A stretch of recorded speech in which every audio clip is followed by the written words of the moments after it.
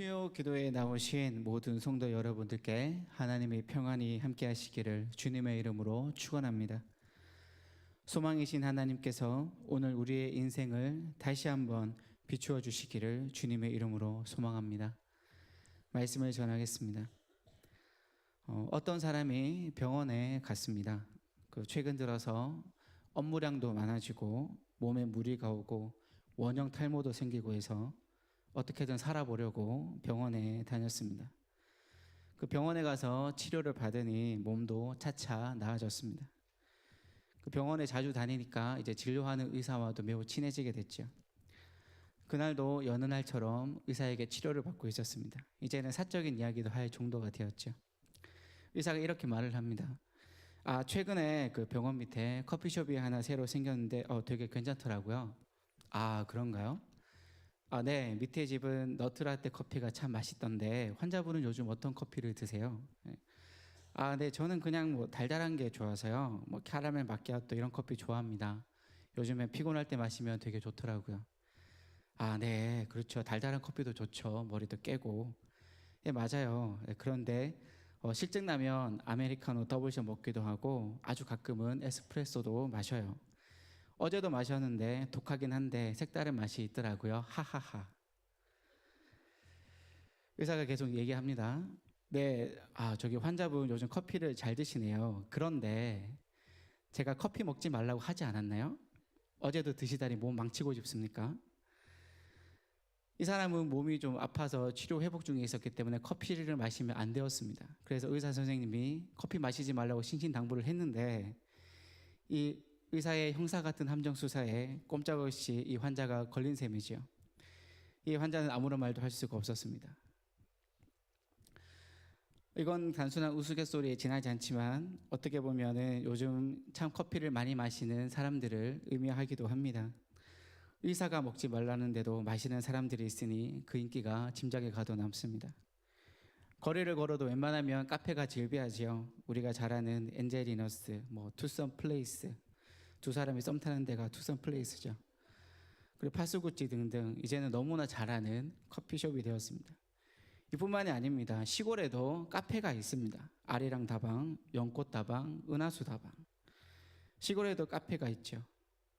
이런 데는 스타벅스도 쉽게 넘보지 못하는 오랜 역사를 자랑하는 한국의 카페입니다. 최근에는 커피를 좋아해서 자신만이 이제 커피를 내려 먹다가 손님들에게 전하고자 하는 작은 1인 카페도 많이 나오고 있습니다.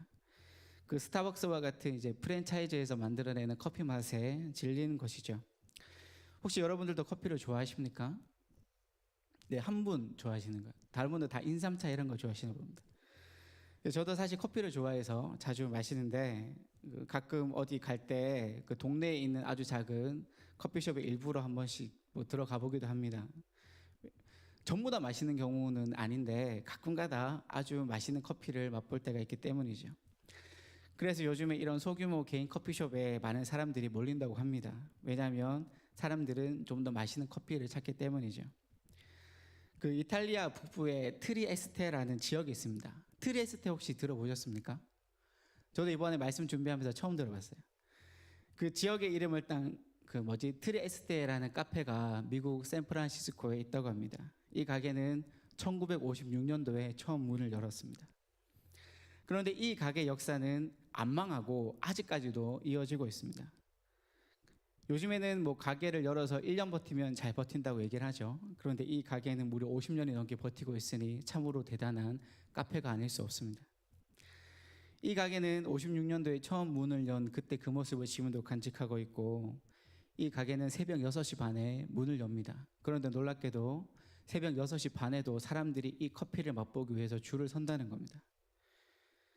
우리들은 새벽부터 기도하기 위해서 줄을 선 적은 있어도 커피 마시기 위해서 줄을 선 적은 별로 없지 않습니까?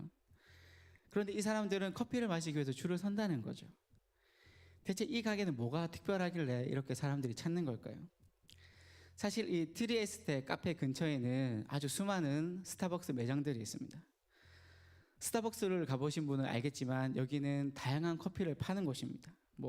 카페라떼, 캐러멜 마키아토, 화이트 초콜릿 라떼, 모카 커피 그뿐만이 아니죠. 뭐 프라푸치노, 뭐 아이스크림, 다양한 종류와 커피와 마실 음료를 팔고 있습니다. 그런데 사람들은 이 스타벅스를 찾아가지 않고 이 트레스테 카페를 찾아간다는 거예요. 대체 무엇을 마시러 갈까요? 바로 이 가게에서 내려주는 에스프레소를 마시기 위함입니다. 에스프레소를 혹시 마셔본 적이 있습니까? 저는 처음에 마셨다가 죽다 살아났습니다. 이 에스프레소는 커피를 추출한 원액을 아주 작은 잔에 주는 커피인데 이 커피가 순수하게 농축되어 있기 때문에 그 맛이 매우 씁니다. 그래서 처음에는 아무 뭣도 모르고 사람들이 에스프레소 시키니까 저도 에스프레소를 시켜서 마셨는데 정말 그때 예수님이 보였어요. 그래도 다시 살아 돌아왔죠. 이 트레스 때는 다양한 커피를 팔지 않아요. 이 가게에서 파는 커피는 오직 에스프레소입니다. 이 순수한 에스프레소만을 커피라고 생각하는 거죠. 당연히 이 카페를 찾는 사람들도 이 에스프레소를 마시러 옵니다. 이렇게 몰리는 사람들 때문에 이 카페의 한 달 매출이 얼마일까요? 3억이 넘는다고 합니다. 두 분 놀라셨습니다. 다른 분들은 다 3억은 돈도 아니라는 그런 생각 가지고 계시죠. 네, 대단하신 분들입니다. 사랑하는 여러분, 진짜는 어떤 시대에 어떤 사람들을 만나도 인정받을 수밖에 없습니다. 예를 들어서 지금 나와 있는 트리에스테 에스프레소 커피가 그렇죠. 그런데 요즘에는 참 가짜가 많은 시대입니다. 한국에는 참 많은 모창 가수들이 있죠. 너후나, 배튀김, 현찰, 설응도 이런 가수들이 많이 있고 이들의 노래를 들어보면 정말 진짜처럼 깜짝같이 똑같이 부릅니다. 그런데 아무리 깜짝같이 부른다 해도 진짜 가수와 함께 서면 확연히 차이가 날 수밖에 없어요. 진짜 앞에서는 가짜가 드러날 수밖에 없기 때문입니다. 이를 본다면 그 사람의 인상에서 중요한 것은 감쪽 같은 가짜가 아니라 진정한 진짜를 알아보는 게 너무나 중요한 것 같습니다. 지금도 이 진짜를 알아보지 못해서 고통받는 사람들이 너무나 많이 있기 때문이죠. 예를 들어서 신천지를 한번 보십시오. 그들이 제시하는 감쪽 같은 가짜 복음에 흔들려서 아직도 속으면서 살고 있는 사람이 얼마나 많이 있습니까? 그 신천지를 비롯해서 수많은 이단들은 감쪽같이 진짜를 흉내내면서 지금도 수많은 사람들을 괴롭게 하고 있습니다. 이뿐만이 아닙니다. 일반 교회에 출석하고 있지만 이단과 같은 신앙을 보이는 목회자도 있고 성도들도 있습니다. 그래도 다행인 것은 지금 나의 신앙과 믿음이 진짜인지 가짜인지 언제나 고민하는 목회자와 성도들이 있다는 것이죠. 이런 안타까운 상황 속에서 우리들에게 필요한 것은 대체 무엇이겠습니까? 바로 진짜 복음, 진짜 신앙이 아니겠습니까? 아니, 복음이면 복음이고 신앙이면 신앙이지 진정한 복음과 신앙은 대체 무슨 말입니까?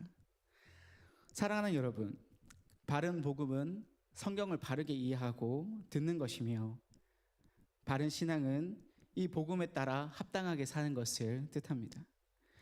그렇다면 우리들은 먼저 이 바른 복음에 대해서 아는 것이 너무나 중요합니다. 오늘 우리가 읽은 말씀은 창세기 말씀이죠. 하나님께서 천지를 창조하시는데 넷째 날에 해와 달과 별을 창조하십니다. 그리고 하나님께서는 이 해와 달과 별을 하늘에 궁창해 두시고 땅을 비추게 하시고 낮과 밤을 주관하게 하셨습니다. 그런데 중요한 것은 이 해와 달과 별이 창조된 것이 바른 복음을 이해하는 것과 대체 무슨 상관이 있겠습니까? 그러나 우리는 이 창조의 의미를 알 때 우리는 복음을 바르게 이해할 수 있습니다. 그리고 더 나아가서 시편 기자가 낮의 해와 밤의 달도 너를 해치 못하리라고 왜 고백했는지 우리는 너무나 잘 알 수 있습니다. 먼저 이 하나님께서 세상을 창조하시고 해와 달과 별을 창조했다는 그 고백은 그 당시 사람들에게 큰 충격을 안겨줬습니다. 왜냐하면 이 당시 많은 사람들은 해와 달과 별을 신으로 숭배하고 섬겼기 때문입니다. 태양은 아주 오래전부터 신으로 숭배를 받았지요. 낮에 장렬하게 빛나고 모든 만물을 생명으로 비추는 태양을 신처럼 받들었습니다. 밤하늘을 비추는 달과 별도 사람들은 신으로 믿고 섬겼습니다. 그래서 이 고대 근동지방, 성경의 무대가 되는 지역에서는 뜨거운 햇볕으로 광야에서 사람이 죽는 것, 그리고 추운 달빛 아래 사람이 얼어 죽는 것, 이 모든 것은 해신, 달신, 별신의 분노와도 상관이 있다고 믿었습니다. 그런데 성경은 뭐라고 얘기를 합니까? 이 모든 게 거짓말이라고 얘기를 합니다. 하나님의 말씀에는 이 해와 달과 별은 신이 아니라 하나님이 이 세상과 인간을 위해 만드신 피조물임을 밝히고 있습니다. 이들은 큰 권능과 신적 능력을 가진 존재가 아니라 하나님의 손에 만들어지고 하나님의 만드신 법칙에 따라 세상을 비추는 일을 하는 하나님의 도구에 불과하다고 말을 합니다. 시편 기자는 이 해와 달과 별이 신이 아니라 하나님께서 창조하신 피조물에 불과하다는 것을 너무나 잘 알고 있었습니다. 그래서 광야의 낯을 뜨겁게 비추는 태양도, 광야의 밤을 추울 정도로 비추는 달도 자신을 해치지 못한다고 고백하는 겁니다. 여기에는 오직 하나님만이 신이시고 유일하게 자신의 삶을 주관하고 지키신다는 진정한 믿음의 고백이 포함되어져 있습니다. 그래서 그 당시 사람들은 이 성경의 이야기에 큰 충격을 받았던 것입니다. 왜냐하면 그들이 지금까지 믿고 왔던 해와 달과 별이 신이라고 믿었던 그들의 세계관과 사고방식이 깨끗하게 부서졌기 때문이죠. 사랑하는 여러분, 사람은 하나님의 손으로 창조된 존재입니다. 우리는 하나님의 이름을 영화롭게 하기 위해서 하나님의 형상으로 지어졌습니다. 내 주위에 이 사람 아무리 봐도 하나님의 형상이 아닌 것 같다라는 사람이 있을지라도 성경은 그가 하나님의 형상으로 지어졌음을 밝히고 있습니다. 그러니 사람으로 대우해 주십시오. 그러나 우리는 하나님의 형상으로 창조되었으나 우리 스스로 하나님이 되고자 하는 죄를 지었고 그 대가로 저주받아 죽을 수밖에 없게 되었으며 하나님을 대적하는 자가 되었습니다. 여기에 세계관의 변화가 있습니다. 처음에 창조되었을 때는 하나님 중심의 삶을 살아갔으나 죄를 짓고 나서는 자기 자신, 인간 중심의 사고방식을 가지게 된 겁니다. 이때부터 우리가 사는 세상에 죄가 넘쳐나게 되었습니다. 자기 중심의 사고방식을 가졌으니 무엇이든지 원하는 대로 자신의 죄와 욕심을 따라 살아갑니다. 그래서 자신의 욕심을 채우기 위해서 갑질을 하기 시작하고 우상을 만들어내기 시작했습니다. 혼란스러운 시대였습니다. 그러나 우리를 불쌍하게 여기신 하나님은 독생자 예수 그리스도의 십자가의 죽음으로 우리를 구원하십니다. 하나님을 대적하는 자였던 우리를 자녀로 삼아 주셨고 죽을 수밖에 없는 우리들에게 영생을 허락하여 주셨습니다. 이제 누구든지 예수 그리스도를 믿고 영접하면 하나님의 자녀가 되는 은혜가 주어지게 됩니다. 옛사람은 사라지고 새로운 피조물이 되는 것입니다. 사랑하는 여러분, 우리들은 하나님을 믿는 하나님의 백성입니다. 우리는 하나님의 자녀입니다. 그런데 이 질문 앞에서 우리는 과연 쉽게 대답할 수 있을까요? 여러분들의 사고방식은 바뀌었습니까? 나 중심의 사고방식에서 하나님 중심의 사고방식으로 바뀌셨습니까? 아니면 날마다 하나님 중심의 사고방식, 하나님 중심의 삶을 살기 위해서 날마다 애를 쓰십니까? 아마 쉽게 답을 내릴 수가 없을 것입니다. 그래도 세 분은 끄덕이시네요. 훌륭하신 믿음입니다. 사실 저도 이 물음에 쉽게 답을 내릴 수가 없습니다. 제가 목사긴 하지만 저도 이 물음은 너무나 어렵습니다. 그러나 중요한 것은 예수님께서 우리의 죄를 짊어지시고 십자가에 죽으신 것은 바로 우리의 이 죄 많은 사고방식을 깨뜨리기 위해서 죽으셨다는 점입니다. 타락 이후로 나 중심으로 살았던 인생이 이제는 예수님의 죽음을 통해 하나님 중심으로 세상 속에서 이웃과 함께 살아야 한다는 점입니다. 바로 그것이 우리가 구원받은 이유이지요. 그러나 많은 성도들이 이렇게 살지 못합니다. 왜냐하면 안타깝게도 진정한 복음을 잘 듣지 못하기 때문입니다. 제가 예전에 한번 사정이 있어서 모 교회가 아니고 다른 교회에서 예배를 드린 적이 있습니다. 우리 모교회 목사님은 훌륭하신 분입니다. 그때 그 교회 목사님이 이런 제목으로 말씀을 전하셨어요. 제목은 군사부 일체였습니다. 군사부 일체가 무슨 뜻입니까? 임금과 스승과 아버지는 하나다, 이런 뜻이지요. 그런데 이 목사님은 말씀 전하시면서 이렇게 얘기하셨어요. 하나님과 목사와 아버지는 하나다. 뭔가 좀 이상하지 않습니까? 전 그때부터 뭔가 좀 이상했어요. 저는 설교를 끝까지 듣는 내내 좀 되게 힘들었습니다. 그래도 예배라서 할 수 없이 그냥 꾹 참고 들었어요. 결론은 무엇일까요? 목사님 자기에게 잘하라는 이야기였어요. 자기에게 잘 보이고 자기 말 잘 듣고 돈도 많이 주면 복 받는다, 자녀들이 잘 된다, 그런 말씀이었어요. 사랑하는 여러분, 이게 무슨 복음입니까? 어떻게 이런 말씀이 영혼을 구원합니까? 어떻게 성도들을 바르게 양육하며 바른 신앙의 길을 걷도록 할 수 있습니까? 가짜 목사이고 가짜 복음에 불과합니다. 하나님의 이름을 팔아서 장사하는 무당에 불과합니다. 그러나 한국에 있는 모든 교회와 모든 목사님들이 이렇지는 않지요. 그러나 하나님 이름을 사칭해서 자신의 이름을 높이고 성도들의 신앙을 기복신앙으로 변질시키는 설교가 적다고는 도저히 말을 할 수가 없습니다. 이런 상황 속에서 어떻게 나 중심의 사고방식이 깨어지고 하나님 중심의 사고방식을 성도들에게 가르칠 수가 있겠습니까? 하나님 중심이 아닌 사람 중심, 단순한 교회라는 이름의 중심을 강요하기에 오늘날 한국교회가 이기주의와 물질주의에 물든 기독이라는 오명을 뒤집어 쓰고 있지 않습니까? 사랑하는 여러분, 성도가 교회를 위해서 존재하는 것이 아닙니다. 교회가 성도를 위해 존재하는 것입니다. 교회를 위해 세상에 존재하는 것이 아닙니다. 바로 세상을 위해 교회가 존재하는 것입니다. 그런데 성도가 교회를 위해 존재하니 고통스러울 수밖에 없고, 교회를 위해 세상에 존재한다고 하니 오만해질 수밖에 없습니다. 사람을 구원하고 변화시키는 복음이 이제는 사람을 지옥으로 이끄는 복음이 되고 있습니다. 얼마나 슬픈 현실입니까? 우리가 진정한 복음의 삶을 살기 위해서는 무엇보다 강단의 회복이 필요합니다. 사람의 눈치를 보지 않고 이해타산이나 개인적 욕심을 버리고 참된 하나님의 말씀을 전하는 것이 가장 중요합니다. 사랑하는 여러분, 한국교회의 강단의 회복을 위해 기도해 주십시오. 사람의 귀를 즐겁게 하고 단순히 안구에 습기 차게 하고 집을 짜게 하는 말씀이 아니라 성도들에게 복음적으로 생각하고 어떻게 살아가야 하는지를 가르쳐주는 말씀이 선포될 수 있도록 우리가 함께 기도해야 할 때라고 생각합니다. 지금은 우리들에게 이런 말씀이 너무나 필요합니다. 그러나 물론 힘든 인생을 살아가는 우리들에게 하나님이 주시는 은혜와 위로도 반드시 필요합니다. 예수님의 공생애를 보시면 언제나 예수님은 사람들에게 은혜와 위로와 치유를 주셨습니다. 그러나 은혜와 위로 다음엔 반드시 하나님의 사람으로 살 것을 당부하셨습니다. 가늠한 여인이 돌로 맞아 죽게 되었을 때 예수님은 그 여인을 보호하여 주셨고 지켜주셨습니다. 그리고 그 여인의 죄를 묻지 않았습니다. 그러나 마지막에 이렇게 말씀하셨지요. 다시는 죄를 짓지 말라. 초대교회 때 이 사도들에게 가르침을 받은 제자들의 설교의 중점은 언제나 항상 두 가지였습니다. 첫 번째, 예수 그리스도는 대체 누구신가? 두 번째, 그리스도인이 되었으니 앞으로 우리가 처한 환경 속에서 어떻게 복음에 합당한 삶을 살 것인가? 설교의 중점은 언제나 이 두 가지였다고 합니다.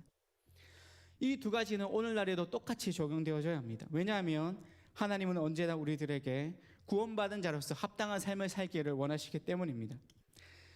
그러나 만일 오직 은혜와 위로만을 이야기한다면, 오직 성공과 복만 이야기한다면 우리는 복음에 합당한 삶을 살 수가 없습니다. 예수님이 오직 은혜와 위로만 이야기했다면 가늠한 여인은 이전과 똑같은 죄를 짓고 다시 예수님께 찾아와 은혜와 위로를 받으려고 했을 겁니다. 예수님이 오직 성공과 복만 이야기했다면 예수님이 십자가에서 죽으신 그 자체가 모순입니다. 왜냐하면 예수님은 실패자이기 때문입니다. 그리고 제자들이 가난 속에서도 죽음을 무릅쓰고 주님을 위해 순교한 것도 그 모순입니다. 그들 모두가 실패자이기 때문입니다. 하나님이 우리들에게 주시는 진정한 복은 예수 그리스도의 십자가의 죽음을 통해 우리의 죄 많은 자기중심적 사고방식을 깨트리고 하나님 백성다운 사고방식으로 변화되어서 다시 한번 우리의 인생 속에서 하나님의 나라를 이루어 살 수 있게 하는 것, 바로 이것이 우리에게 주시는 진정한 복입니다. 그러므로 교회와 성도들에게 하나님의 바른 복음의 선포가 무엇보다 필요하고 중요합니다. 그러나 이렇게 이야기하는 저는 무슨 잘난 사람이겠습니까? 저는 개인적으로 부족한 점이 참 많은 목사입니다. 저는 아직도 제가 목사라는 게 신기합니다. 아침에 세수를 하고 거울을 볼 때마다 네가 목사라니 이런 생각 정말 많이 합니다. 이 자리에는 저보다 목회 경험이 많으신 목회 선배님들도 계십니다. 그런 분들 앞에서 이런 말을 하기가 민망합니다만 저에게는 목회가 참 어렵습니다. 말씀을 준비하는 것도 어렵고 교구와 그 성도들을 대할 때마다 언제나 저의 부족한 지혜와 사랑을 절감하는 것 같아서 또 힘듭니다. 그래서 저는 사도행전에 나오는 베드로의 이야기가 참 은혜로 저에게는 다가옵니다. 그 베드로가 성전에 기도하러 갈 때 걷지 못하는 구걸하는 자를 만나게 되죠. 베드로는 이 사람을 보고 이렇게 이야기합니다. 나에게 은과 금은 없지만 내게 있는 이것을 주겠다. 나사렛 예수의 이름으로 일어나 걸으라. 이 말과 함께 그 안진뱅이는 자신의 자리에서 일어나 걷기도 하고 뛰기도 하고 기뻐하며 하나님을 찬송합니다. 이 대목에서 베드로는 자기 자신을 너무나 잘 알고 있었습니다. 그 옛날 예수님의 수제자로 교만했던 베드로가 아니었어요. 베드로는 자신이 철저한 죄인이고 자기에는 선한 것이 하나도 없다는 것을 너무나 잘 알고 있었던 겁니다. 그리고 자신에게 능력도 없다는 것을 너무나 잘 알고 있었어요. 그래서 그는 능력의 이름, 예수 그리스도의 이름을 선포하면서 그 안진뱅이에게 주의 이름을 전한 것입니다. 사랑하는 여러분, 생각해 보십시오. 제가 이 말씀의 강단에 서 있지만 저에게 무슨 선한 것이 있겠습니까? 저에게 무슨 능력이 있겠습니까? 저에게 있는 걸 찾아봐도 뱃살밖에 없습니다. 김동원의 이름으로 명하노니 나의 뱃살을 받으라 이렇게 얘기하면 받을 사람이 몇 분이나 되겠습니까? 제 아내도 안 받으려고 할 겁니다. 그래도 혹시나 받고 싶으신 분은 나중에 저에게 찾아와 주십시오. 한 분씩 1kg씩 20명이면 저도 제 리즈 시절에 몸매를 찾을 수가 있습니다. 저에게는 능력도 없고 선한 것도 없습니다. 저도 베드로처럼 예수 그리스도밖에 없습니다. 그래서 제가 교회와 성도와 세상을 위해 할 수 있는 것은 진짜 복음을 전하는 것밖에 없다고 생각합니다. 이제 수요 예배 설교가 우리 부교역자 분들도 말씀 전하는 것이 교회 홈페이지에 등록이 됩니다. 물론 이 강단의 자리에 설 때마다 거룩한 부담감을 느끼지만 이제는 홈페이지를 통해서 누구나 저의 설교를 듣는다고 생각하니 더 큰 부담감이 느껴집니다. 이제는 러시아에서도 브라질에서도 클릭 한 번이면 저의 설교를 들을 수 있다는 거죠. 그런데 문제는 반드시 한글을 알아야 합니다. 그리고 검색이 안 되기 때문이죠. 이런 상황에서 저는 더욱더 베드로처럼 오직 예수 그리스도 진정한 복음을 전해야 한다고 생각합니다. 바로 그것만이 성도들을 진정으로 살게 하기 때문입니다. 우리는 이 베드로의 이야기에서 좀 더 주목할 필요가 있습니다. 바로 하나님의 은혜로 다시 이 안진뱅이가 다시 걷게 된 대목이죠. 우리는 이것을 통해 예수 그리스도의 이름이 사람을 구원하고 회복시키는 능력의 이름이라는 것을 알 수가 있습니다. 그 안진뱅이는 자신이 걷게 되자 하나님의 이름을 찬양했습니다. 이 단순한 구절 속에 그의 절망밖에 없던 인생 속에서 하나님의 나라가 임한 것을 알 수가 있습니다. 사랑하는 여러분, 만일 바른 복음이 우리들에게 선포되어질 때, 우리들에게 나사렛 예수 그리스도의 복음이 임할 때 우리들에게도 이러한 은혜가 반드시 부어지게 될 것입니다. 나 중심의 사고방식에서 하나님 사고방식으로 변화할 수 있는 기회가 우리들에게 반드시 찾아옵니다. 그때 우리는 하나님의 응답하는 마음으로 일어나서 걸어가야 합니다. 그때 응답하지 못한다면 우리는 여전히 그 자리에 주저앉아 똑같은 안진뱅이로 일생을 마치게 될지도 모릅니다. 부자 청년이 예수님께 복음을 들었을 때 그는 끝내 예수님을 따르지 않았습니다. 예수님은 부자 청년에게 이렇게 말씀하셨죠. 너의 재물을 가난한 사람들에게 나누어 주라. 부자 청년은 그 말씀을 듣고 시험에 들었기 때문입니다. 바른 복음이 우리들에게 선포되어질 때 여전히 나 중심의 사고방식을 고수한다면 우리는 하나님의 은혜가 임했음에도 불구하고 여전히 걷지 못하는 안진뱅이가 될 수밖에 없습니다. 복음을 들어도 근심하는 부자 청년이 될 수밖에 없습니다. 사랑하는 여러분, 그 안진뱅이는 일어나 걸으라 그 말에 응답해서 일어나 걸었습니다. 순종했습니다. 마찬가지입니다.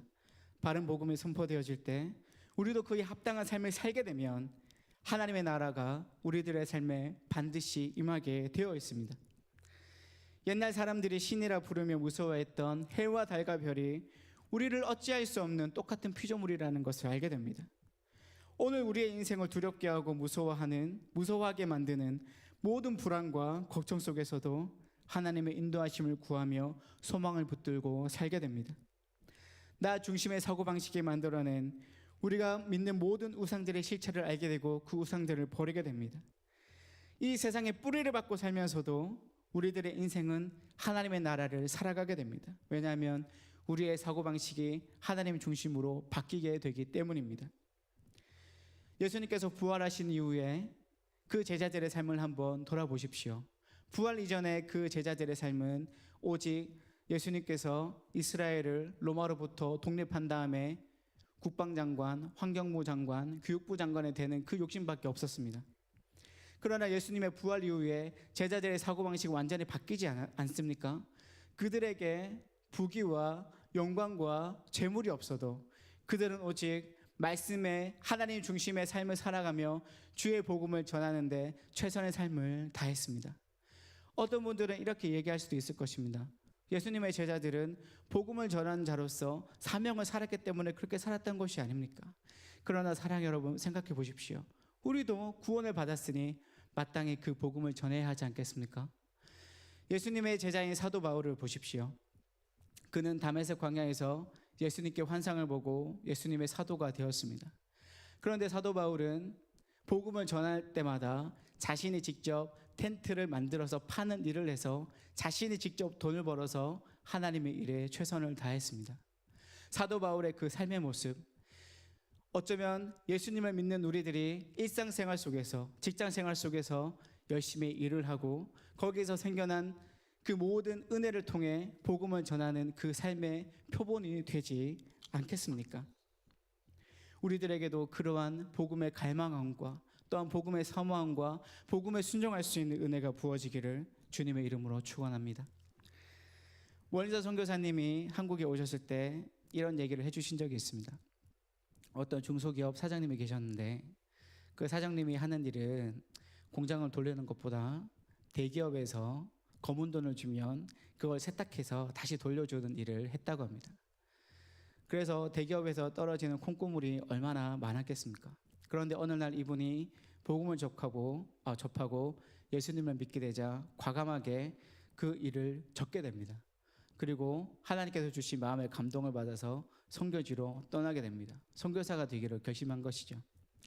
그런데 그 선교 지역에서 이제 신앙의 훈련을 받으면서 자신이 큰 착각을 했다는 것을 알고 큰 시험에 빠지게 됩니다. 왜냐하면 이제 하나님을 믿었으니 선하고 깨끗한 일을 하고 자신이 가지고 있던 재산을 다 빚값 다 처분한 다음에는 하나님께서 그보다 더 큰 재물의 복을 줄 알았다는 거예요. 그분은 신앙을 단단히 착각하고 있었습니다.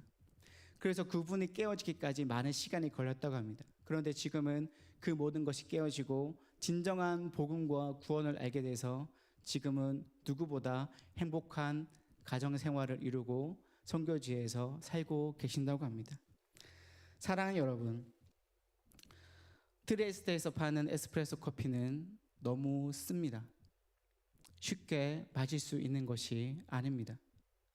진정한 복음도 마찬가지입니다. 진정한 복음은 바로 우리의 사고방식을 깨트리기 때문입니다. 여기에는 당연히 아픔이 따르고 고통이 따릅니다. 그러나 그 쓰디쓴 에스프레소 커피를 계속 접하면 접할수록 우리는 진정한 그 깊은 커피의 맛에 빠져들 수밖에 없습니다. 바른 복음도 마찬가지입니다. 처음에는 아무리 고통스럽고 아프고 내가 가진 것을 포기해야 한다 할지라도 그것에 계속 접하게 되면 바른 복음 속에서 임하는 하나님의 은혜를 누릴 수 있게 됩니다. 사랑하는 여러분, 이 시대를 살아가는 우리들에게는 가짜 복음이 아니라, 가짜 커피가 아니라 순수한 에스프레소와 같은 너무나 진실된 복음이 필요합니다. 그리고 그 복음에 합당한 삶을 살아가는 우리의 각오와 결단이 너무나 중요한 시대입니다. 오늘 주님께서 우리들에게 다시 한번 이 쓰디쓴 커피와 같은 복음을 주셨다면 아무리 쓰고 마시기 어렵다 할지라도 천천히 음미하면서 마셔보십시오. 어느 순간 이 커피를 즐기게 되는 진정한 하나님의 제자, 하나님의 복음인이 될 줄로 믿습니다.